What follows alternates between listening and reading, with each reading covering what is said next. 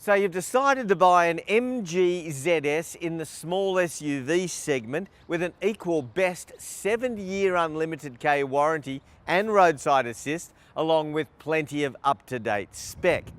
The brand is certainly making its presence known in Australia, and while it definitely has a way to go before it could ever be considered a mainstream player here, there's certainly plenty to appreciate about modern MG vehicles, not the least of which are its drive-away prices.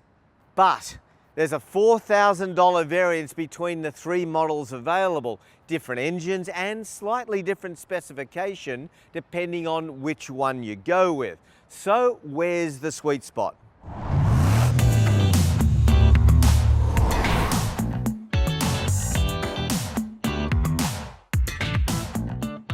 We have three variants of the ZS, with the entry-level Excite using a 1.5 litre four-cylinder engine with 84 kilowatts of power and 150 newton meters of torque, coupled to a 4-speed automatic, or the Excite Plus with a 1 litre turbocharged 3-cylinder with a little bit more torque but with a far more contemporary 6-speed auto.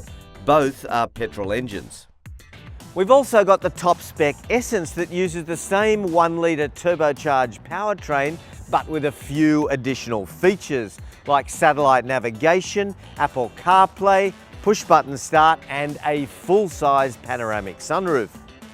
You also need to be aware that the MG ZS gets a 4 out of 5-star ANCAP safety rating, even though it's equipped with 6 airbags including full-length curtains.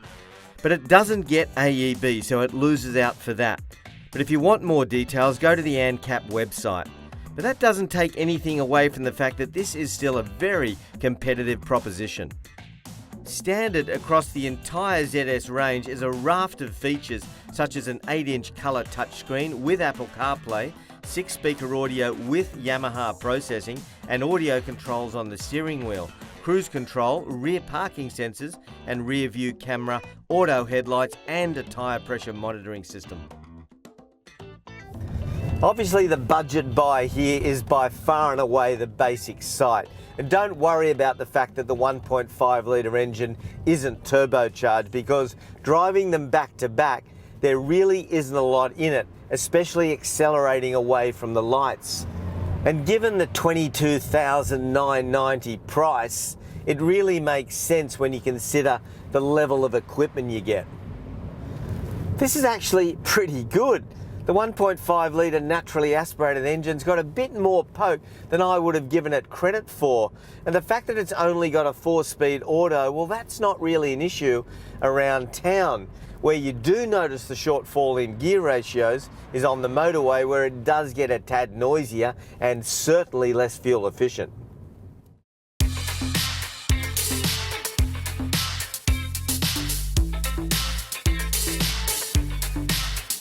It's also not quite as refined as the smaller but more contemporary 1 litre turbo powertrain with its 6-speed auto, but more on that when we sample the vehicle shortly. It's certainly very comfortable in these front pews. There's plenty of bolster and support, but while they might look and feel like leather, it's actually a synthetic material.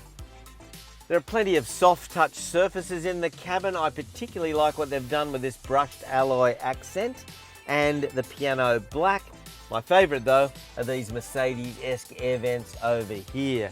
Steering wheel, well, that's leather wrapped and feels good in the hands, and I don't mind the MG logo one bit.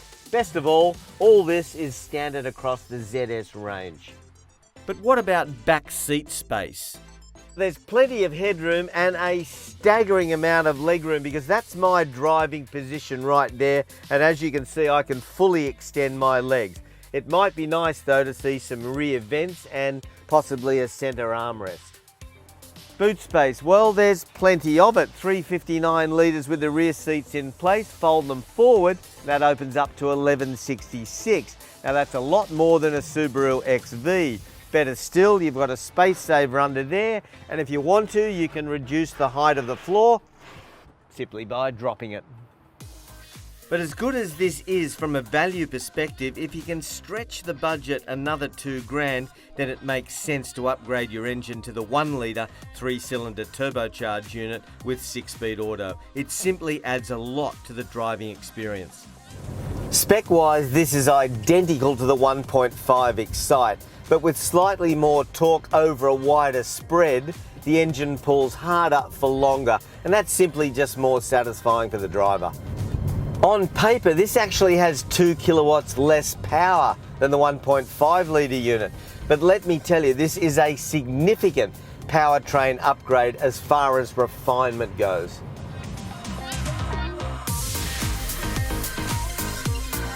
And as I alluded to earlier, it's a smoother power delivery, and you can feel that under acceleration and of course on the open road and on the motorway. The engine isn't working as hard with the 2 additional gear ratios to use.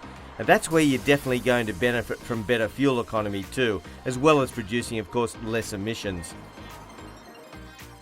If you can step up another $2,000 to $26,990, you can have the top spec Essence. And that includes goodies like this massive opening panoramic sunroof with an electrically operated sunshade for those hotter days. That extra $2,000 will also get you satellite navigation and a keyless start system. To me, it's money well spent, because even prestige marques can charge anywhere from $2,500 to $3,000 for a roof like this. But if that premium is too much of a stretch, then it seems like the Excite Plus is a no-brainer when it comes to a value for money purchase. You'd have to agree it's quite a smart looking thing that seems substantial in size compared with some of its small SUV rivals, and certainly that's a plus for families on a budget or grandparents that also need the space for prams, etc. when they're looking after those grandkids. Well, there you have it. 3 MG ZS variants available, with 2 different specifications and 2 different engines.